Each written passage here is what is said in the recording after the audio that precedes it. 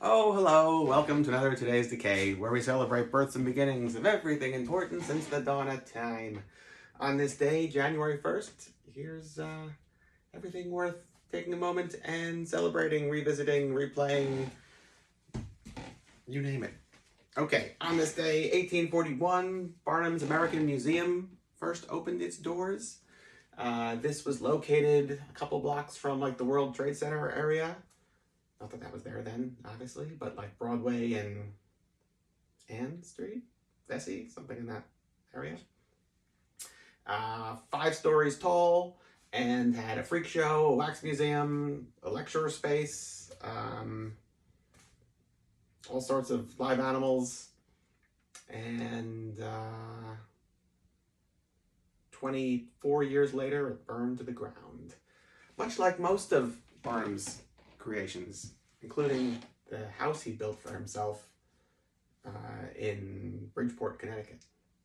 Everything's like nature reclaims what was once theirs from Barnum.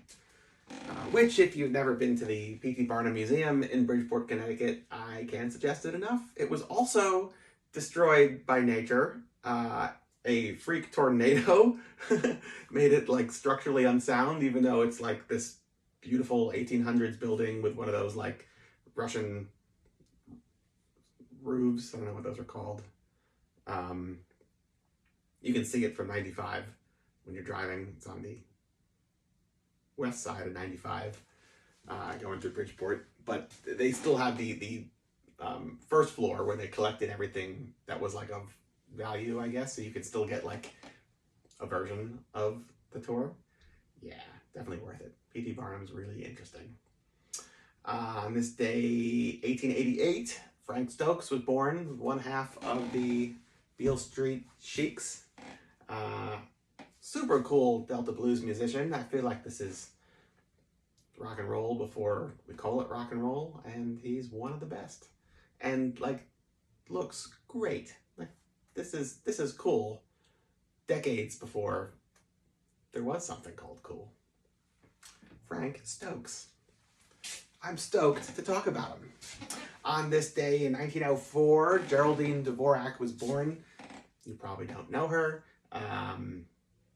but she's one of the 3 women in Dracula's castle in the beginning of the 31 Dracula. She's the blonde in the middle, like when they're walking through. So striking, right? Yeah. Norman Saunders, born on this day, 1907. Fantastic mid-century illustrator.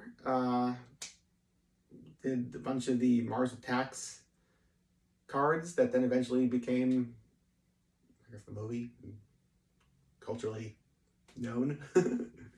Anyway, yeah, a wonderful illustrator. Haru Nakajima, born this day, 1929, the man who played Godzilla first. Like, you know, in the suit. Yeah. Kumi Mizuno, born 1937, also of the Godzilla universe. She's the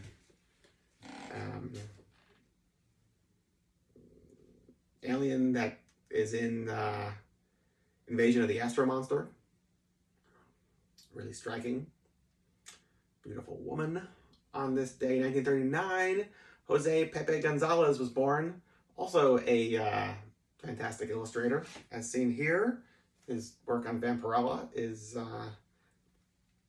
one of the best, for sure. Gillian McCain, born this day, 1950. Writer who, among other things, is responsible for the book Please Kill Me, which is fantastic. Billy Miller of Norton Records, Xantes, and A-Bones fame, born this day, 1954. New York rock and roll will never be the same. Here's a memorial postcard. Forever with us. And, oh, also, well, I don't know if it's today, sometime this month in 1976, the zine, magazine, whatever, Punk magazine first hit the shelves. So there you go, January 1st, full of good stuff, right? Yeah, I think so too. Until tomorrow, goodbye.